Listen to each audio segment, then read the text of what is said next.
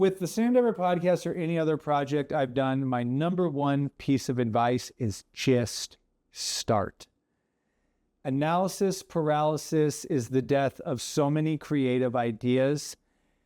It's never going to be perfect. Even when you really get in the flow of what you're doing and you improve along the way, you are always going to improve along the way. So it is never going to be perfect. But I think so many of us, myself still included on some things, well, I can't do that until I have this piece of equipment, or I can't do that until blah, blah, blah, blah.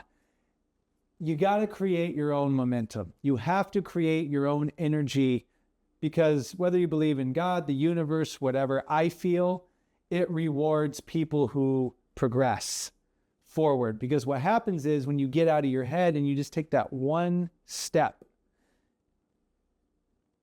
it opens your mind and creates new pathways for you to say, oh, okay.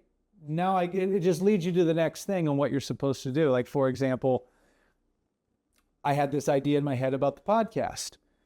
I really want to do this podcast. How would I do it? I made a commitment. I put in an announcement that I was going to do it. Okay, now I've made myself publicly accountable to do it. Now I really have to figure it out. It was again during the pandemic, I didn't have a lot of equipment. I didn't have a lot of people to help me at the time. But I said, okay, I got a laptop, have a couple of cameras.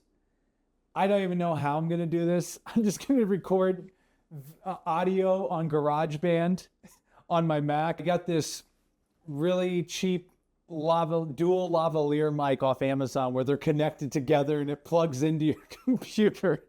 And you know what though? But it worked. It did record the audio. And I remember, and this is a funny part.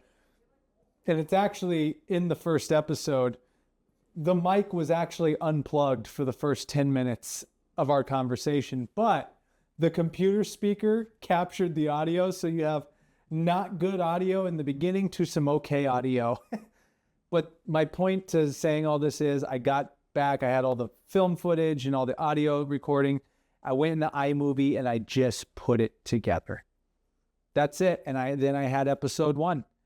And then you know what? I went out and I did episode 2.